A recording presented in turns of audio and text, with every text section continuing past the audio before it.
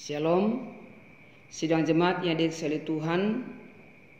Kita akan mendengarkan firman Allah pada minggu ini di dalam ibadah di rumah atau dimanapun kita berada, atau di gereja. Ada sekelompok juga anak-anak Tuhan berdoa dan mendengarkan firman Tuhan.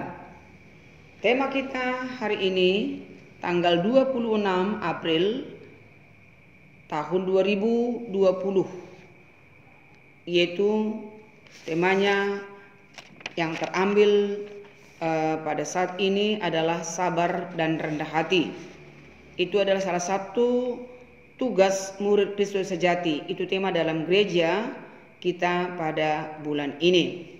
Nah, di dalam pembahasan kita hari ini kita akan ambil di dalam Amsal pasal yang keempat Amsal pasal 22 ayat yang keempat. Ganjaran kerendahan hati dan takut akan Tuhan adalah kekayaan dan kehormatan, ya. Dan juga dikatakan pasal yang ke-16, Amsal pasal 16 ayat yang ke-32, orang yang sabar melebihi seorang pahlawan. Orang yang menguasai dirinya melebihi orang yang merebut kota, itu dikatakan. Nah, dari pembacaan kita yang baru saja kita baca, yaitu sabar dan rendah hati, itu kita akan teliti dulu apa pengertiannya. Arti sabar, ya. Sabar, kata sabar adalah suatu sikap menahan emosi dari keinginan serta bertahan dalam situasi sulit dengan tidak mengeluh. Itu arti sabar, ya. Arti kata kerendahan hati, atau apa pengertian kerendahan hati? Pengertian kerendahan hati ialah suatu sikap yang menyadari keterbatasan kemampuan diri sendiri, sehingga dengannya seorang tidak mengangkuh dan tidak pula menyombong. Ini kita lihat pengertian, yaitu sabar dan rendah hati. Mengapa kita perlu sabar atau rendah hati? Ya, kita akan lihat beberapa poin di dalam pembacaan kita yang baru saja kita baca pada saat ini, adalah bahwa pertama, karena sikap sabar dan rendah hati adalah teladan Yesus yang harus dimiliki oleh murid Kristus. 1 Korintus pasal yang ke-13 ayat yang keempat, kasih itu sabar, murah hati, dan selanjutnya. Dan juga di dalam Galatia pasal yang ke-5 ayat 20 adalah sabar. Kesabaran adalah salah satu buah roh, dikatakan. Jadi berarti seorang murid Kristus wajib memiliki sikap ini. Nah, situasi pada saat ini kita sangat perlu, dan kita harus mempraktekkan sikap sabar dan rendah hati di dalam menghadapi segala sesuatu, terutama yaitu situasi virus corona yang sedang banyak menyebar di mana-mana, ya, sedang mewabah. Sebagai anggota gereja sidang jemaat Allah Kristus Raja di Jateng, kita memiliki kesabaran. Berarti sikap Allah, sifat-sifatnya Tuhan ini ada pada kita. Waktu ada sikapnya Tuhan itu pada kita, maka kita akan merasakan ada satu kedamaian yang luar biasa. Karena kesabaran yang dari Tuhan itu turun dalam diri kita. Maka dampak daripada kesabaran ini di dalam diri orang-orang percaya akan mendatangkan suatu berkat yang luar biasa. Ada suatu kekuatan dan akan tidak takut. Dalam dirinya itu ada satu sikap, ada satu keadaan yang tidak takut menghadapi segala sesuatu, karena Yesus, karena Tuhan yang melindungi kita. Sehingga kita akan lihat nanti sampai Tuhan mempunyai rencana yang luar biasa. Dia adalah Tuhan yang hidup, yang berkuasa. Dia tahu tujuan kehidupan kita. Jadi sangat penting harus sabar dan selalu rendah hati, ya. Sabar, tidak gampang emosi, rendah hati, tidak perlu sombong, ya. Kita mengerti tentang keterbatasan kita. Kita tahu sampai di mana keterbatasan kita. Itu yang pertama. Yang kedua, kita lihat mengapa kita perlu sabar atau sangat penting memiliki sikap sabar dan rendah hati sebagai murid Kristus. Yang kedua, poin yang kedua kita lihat, karena sikap sabar dan rendah hati adalah salah satu sikap yang mutlak seorang murid Kristus yang sejati setelah percaya kepada Yesus. Ya. Di dalam firman Allah kita baca dalam Amsal pasal yang ke-25 ayat yang ke-15, dengan kesabaran seorang penguasa dapat diyakinkan dan lidah lemah lembut mematahkan tulang. Itu kita lihat, ya. Nah, jadi orang yang sabar tadi sudah saya katakan adalah merupakan satu, yaitu sikap mutlak orang percaya kepada Yesus Kristus. Nah, jadi kenapa dikatakan itu mutlak? Harus. Nah, ya. Kita perhatikan dari pembacaan yang baru saja kita baca, di mana dikatakan bahwa seorang, ya, yang sabar itu dikatakan, ya, seorang yang sabar, ya, atau dikatakan dengan kesabaran seorang percaya dapat diyakinkan, ya, dan lidah lemah lembut mematahkan tulang, ya. Orang yang sabar dikasihi Tuhan, ya. Karena apa? Allah itu panjang sabar. Nah, menjadi murid Kristus, kita perhatikan kenapa kita harus mutlak memiliki kesabaran. Ya, dengan berjalannya waktu kita menjadi orang percaya, setelah kita menjadi mengikut Yesus atau percaya kepada Yesus sampai kepada akhir, tentunya ada banyak pencobaan-pencobaan di perjalanan. Kita lihat di dalam 1 Korintus pasal yang ke-10 ayat 13. Pencobaan-pencobaan yang kau alami adalah pencobaan-pencobaan biasa yang tidak melebihi kekuatan manusia. Pada saat kamu dicobai, Ia akan memberikan jalan keluar. Nah, Ia memberikan jalan keluar. Berarti kita yakin bahwa Tuhan sanggup memberikan kepada kita jalan keluar sehingga kita dapat menanggungnya. Itu yang dikatakan perlu sabar. Perlu kita memiliki itu roh kesabaran itu tadi, ya. Yang ketiga, kita lihat mengapa kita sangat penting memiliki sikap sabar dan rendah hati.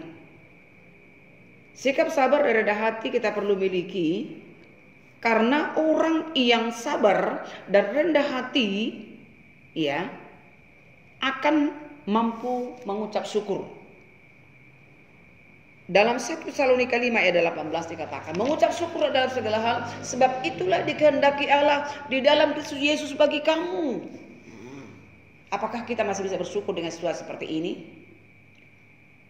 Banyak kejadian, bahkan banyak kejahatan di mana-mana. Tapi sebagai orang percaya harus bersyukur. Mengucap syukur itu penting. Waktu mengucap syukur akan ada kekuatan turun dari sorga, di dalam hati kita, di dalam keluarga kita, di dalam pekerjaan kita atau lingkungan kita. Ya, ada turun. Kita lihat satu kekuatan yang baru, sama seperti Yesus waktu dia berdoa. Waktu Yesus sedang berdoa di Taman Getsemani, waktu dia meminum cawan itu dan dia siap masuk dalam kehendak Bapa, dia berkata, kehendakmu yang jadi. Malaikat turun memberikan kekuatan kepadanya. Di dalam 1 Korintus pasal 1 ayat 4 dikatakan, Aku senantiasa mengucap syukur kepada Allahku karena kamu atas karunia Allah yang dianugerahkannya kepada kamu dalam Kristus Yesus. Jadi kita perlu sangat mengucap syukur ya. Dengan semua apa yang dianugerahkan Tuhan buat kita. Situasi seperti ini tetap kita harus lihat ada mujizat, ada anugerah. Ya, anugerah kesembuhan jika sakit. Anugerah berkat secara rohani itu firman. Dimanapun kita berada, kita rindu membaca firman Allah. Anugerah apa? Secara jasmani. Tuhan masih hidup. Tuhan itu ada. Dia sanggup memberkati kita semua. Situasi banyak ini saat ini banyak tergoncang dari segi ekonomi. Tapi orang percaya harus bisa tetap melihat masih ada mujizat. Asal kita memiliki hubungan yang intim dengan Tuhan. Banyak berdoa, banyak membaca firman, dan yakin pasrah. Serahkanlah hidup kepada Tuhan, maka ia akan bertindak. Di dalam Kolose pasal 2 ayat 7 dikatakan, hendaklah kamu berakar di dalam Dia dan dibangun di atas Dia. Hendaklah kamu bertambah teguh di dalam iman yang telah diajarkan kepadamu, dan hendaklah hatimu berlimpah dengan syukur. Jadi sangat penting mengucap syukur. Jangan sampai kita banyak mengeluh, tapi biarlah pengucapan syukur itu turun atas kita. Ya. Dampak pengucapan syukur itu ada turun atas kita. Itu maksudnya. Ya.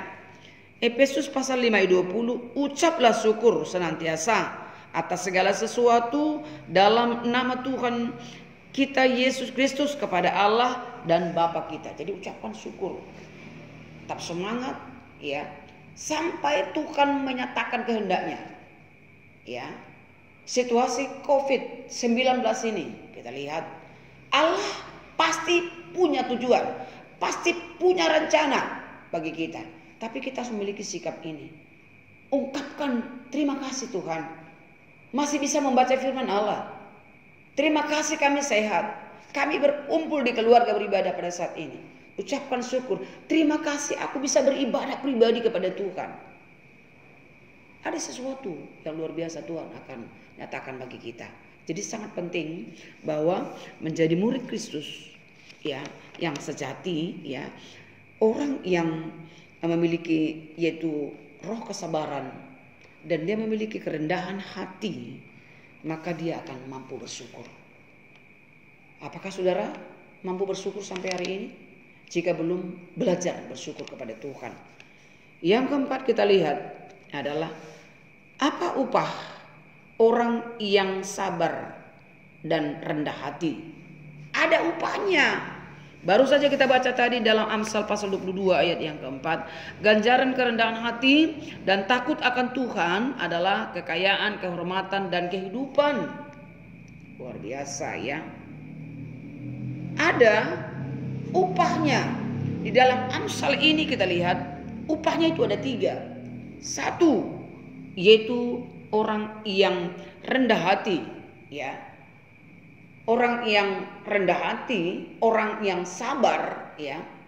Kita lihat itu ada upahnya. Upahnya apa? Menurut apa yang kita baca orang yang rendah hati, kita lihat di sini ada 3 upahnya. 1, kekayaan. Kita jangan berpikir selalu kekayaan secara jasmani, oh banyak uang, kita harus punya ini dan itu. Itu semua ada di dalam kehendak Tuhan. Waktu kita di dunia ini kita akan lihat bagaimana Tuhan pasti berkati kita. Berkat besar, banyak, harus disyukuri. Saat ini berkat apa yang Tuhan berikan buat kita? Ya. Berkat kita memiliki kekayaan. Kekayaan apa? Rohani. Ya. Kekayaan apa lagi? Sukacita, damai sejahtera, ketenangan. Kekayaan kemampuan.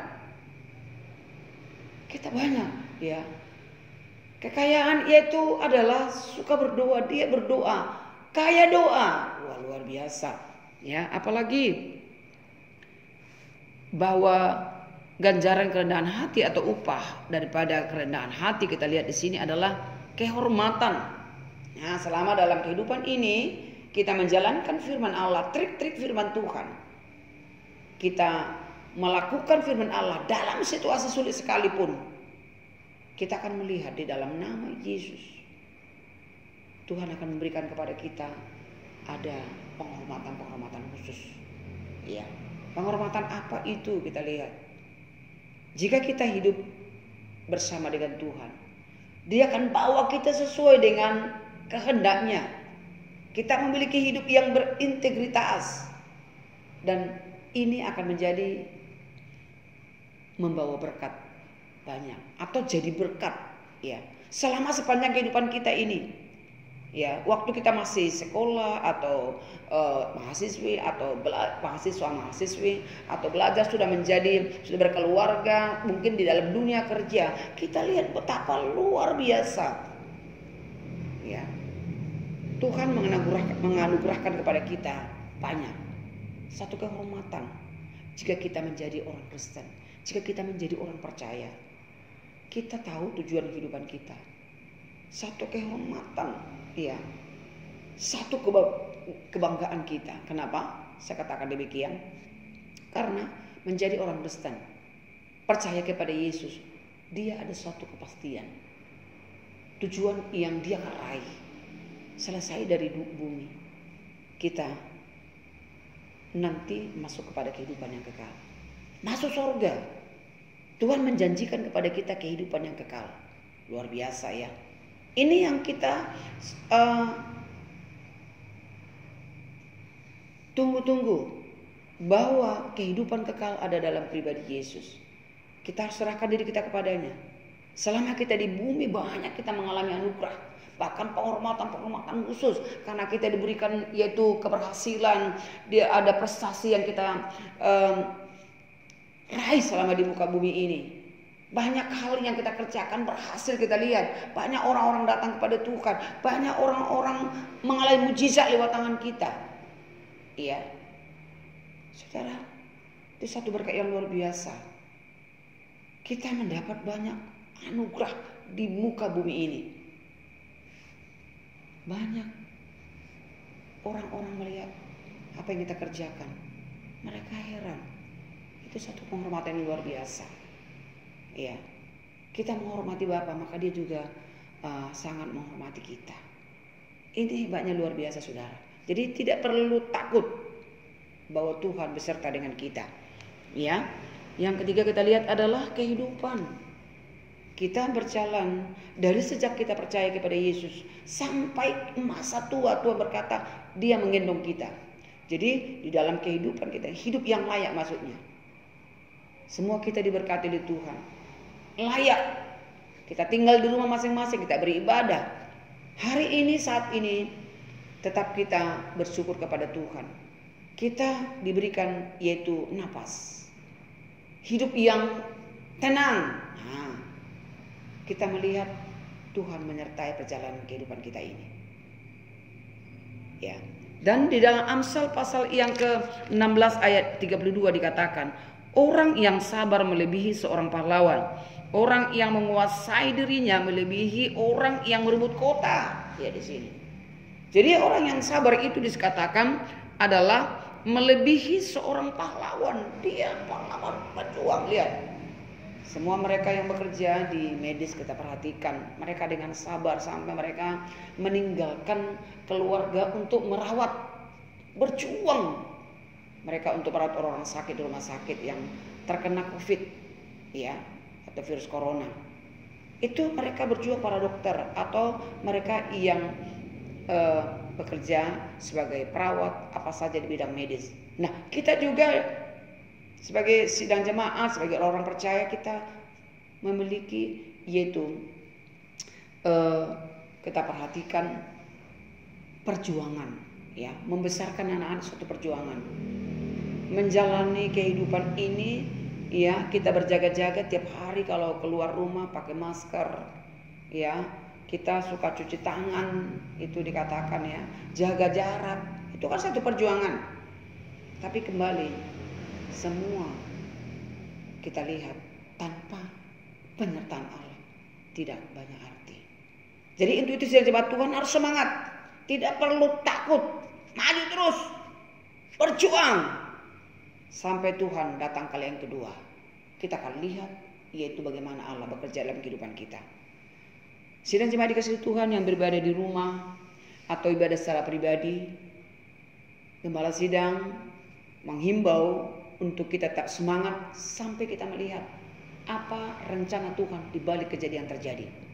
Tenang, sukacita dan sejahtera, diberkati oleh Tuhan, dan kita menaikkan pujian kepada Tuhan.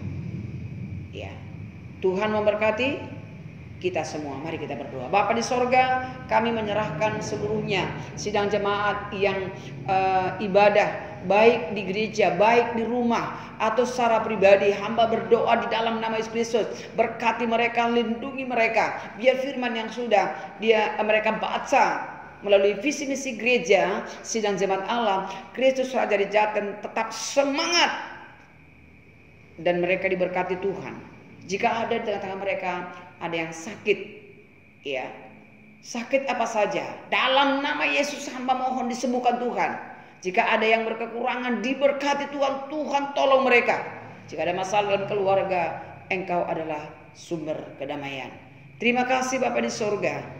Kami percayakan sidang jemaat gereja, sidang jemaat alam, Kristus Raja ke dalam tangan-Mu. Semua sukacita, tenang, tutup bungkus dengan kuasa darah Yesus. Diberkati pekerjaan mereka, diberkati usaha, diberkati keluarganya, diberkati setiap pribadi lepas pribadi. Di dalam nama Bapa, Putra, dan Roh Kudus. Haleluya. Shalom. Tuhan Yesus memberkati. Amin. Shalom. Sidang jemaat yang kasih Tuhan, dimana saudara berada dalam ibadah di rumah, mari kita berdoa. Bapa di sorga, di dalam nama Yesus Kristus kami bersyukur kepada Tuhan. Dimanapun sidang jemaat berada, anak-anak-Mu yang dikasihi Tuhan, hamba berdoa supaya mereka dapat beribadah, dapat bertemu dengan Tuhan di mana mereka tinggal, di rumah bersama dengan keluarga atau pribadi. Hamba mohon diberikan Tuhan kepada mereka semangat yang baru, kekuatan daripada Tuhan, diberikan anugerah kasih karunia daripada Allah Bapa turun atas mereka semua, sehingga sukacita surgawi tidak pernah berubah, selalu nyata bekerja dan mereka alami di dalam menghadapi segala sesuatu. Tuhan Yesus memberkati sidang jemaat. Bapa, Ku menyerahkan mereka ke dalam tangan-Mu supaya mereka tetap ada di dalam lindungannya Tuhan. Di dalam nama Yesus Kristus kami menyerahkan mereka ke dalam tangan-Mu. Tuhan Yesus dipermuliakan. Haleluya. Amin.